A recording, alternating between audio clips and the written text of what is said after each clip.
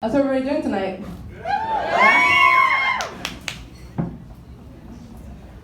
So when I was writing my material for tonight, I really wasn't sure how I was going to start.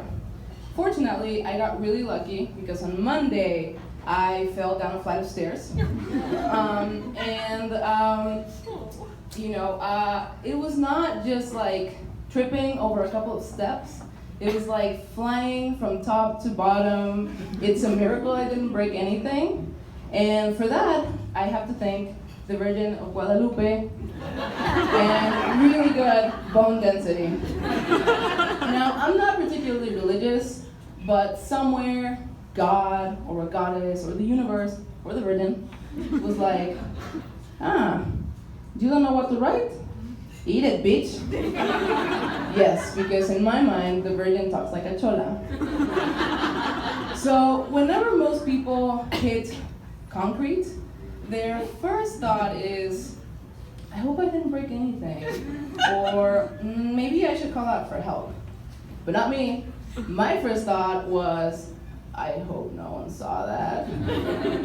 So I looked around to make sure that no one was there.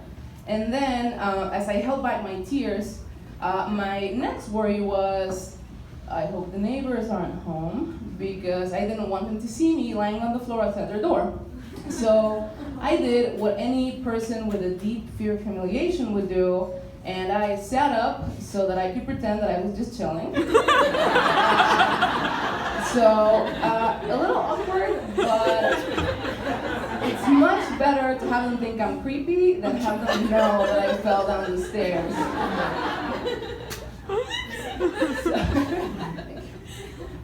So this fear of humiliation, which is, I don't know why I'm doing this, but I'm terrified of humiliation, and it's pretty much what guides my life.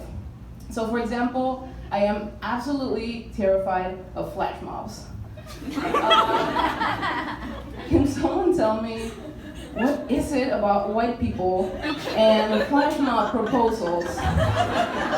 Like, you're just minding your own business, eating brunch, strolling through the park, and then, out of nowhere, you hear Sarah Bareilles. And here come a bunch of fucking morons looking like idiots, and you're like, oh, I hope that's not for me. So I once witnessed a flash mob, and my immediate thought was, please don't propose, please don't propose, please don't propose. But then I remembered that I'm single, so I have no one to propose to me anyway. I am also very, very scared of arguing in public. I'm gay, obviously, and I dated white girls and Latinas. So one thing about Latinas is, if you piss them off, they don't give a shit about being in public or not. They'll just lose their shit. But if there's one thing I've learned from white people, it's how to keep your shit together and look cool on the outside. So I once dated a white girl who dumped me on my birthday over dinner. I know. And she was just so cool about it. Like, there were no feelings, like nothing. And so she does that, and then we're in the car, so I asked her to take me home. And then she goes, but I thought we were gonna go out with your friends tonight. And that's when I lost it. Are you fucking kidding me? You're breaking up with me on my birthday? What the fuck is wrong with you? Still, not in public, it was in the car. I also had a girlfriend in Mexico who really, really loved to argue in public. Like I think she fed off of my soul and my look of distress, and she just loved doing it. So one day, we're having lunch with friends, obviously in public, and out of nowhere, she just looks at me and she goes, you really like Shakira, don't you? And I'm like, yeah, I think Pies Descalzos is a masterpiece. And she's like, no, wait. Did you know that she's getting sued for plagiarism? And I was like, no, I had no idea. And she's like, oh, and you call yourself a fan? You need to get your priorities together.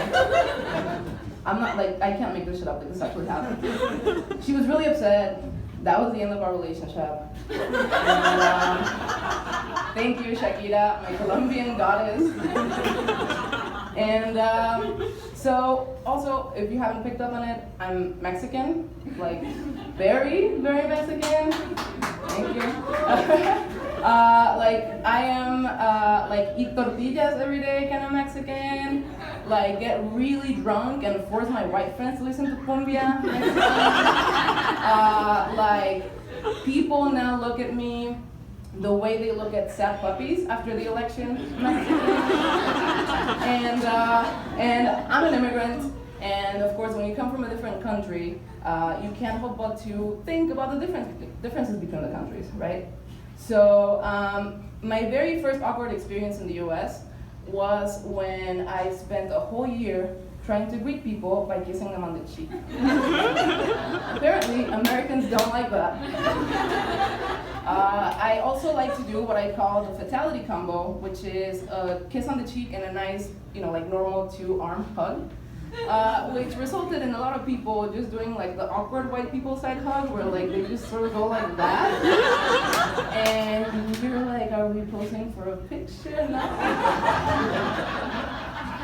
But what I really miss about the U.S. when I'm back home is U.S. bureaucracy. It works, and it's efficient, and so for those of you, which I assume are most of you, except maybe one person, that have not dealt with Mexican bureaucracy, you like to complain a lot about the DMV. The DMV has nothing on Mexican government offices at all. So just to sort of explain, this is a place where dreams go to die, where you will go 3 days in a row for the same thing, and you'll see the same lady sitting in the same spot, still waiting, and you wonder if she's breathing, and you're going to check, and she is breathing, but her soul is no longer there. And like the spark in her eyes is lost forever. And so in Mexican government offices, even the most simple thing will be incredibly hard. So most of the time, it will include a pissed off secretary, and it'll go something like this. So you're gonna have to come back in an hour because the person that gives out the permits is out to lunch. When you come back, you need to bring a copy of your birth certificate, your dead grandmother's certificate, copy of your license, and one of Voldemort's Horcruxes. Then, you're gonna go up to the second floor, you're gonna take a left, then a right, then another right. You will see a woman at a desk. Her name is Yolanda. Yolanda will put a stamp on your documents and the Horcrux. Then, you need to come back to the first floor, and you need to dance to Despacito. And then, in 20 to 136 business days, your permit will be mailed to you.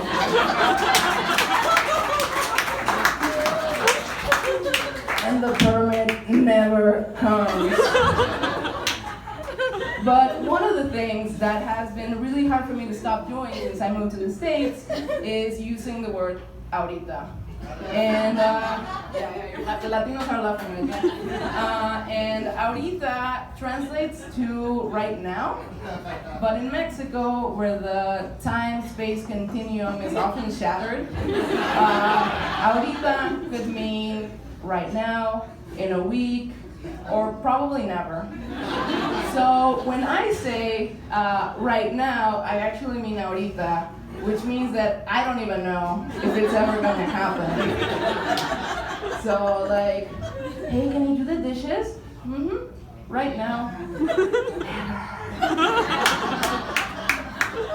Hey, can you help me set up a flash mob proposal? Yeah, right now. No. Is this show ever gonna be over? Yes, right about now. Thank you guys so much.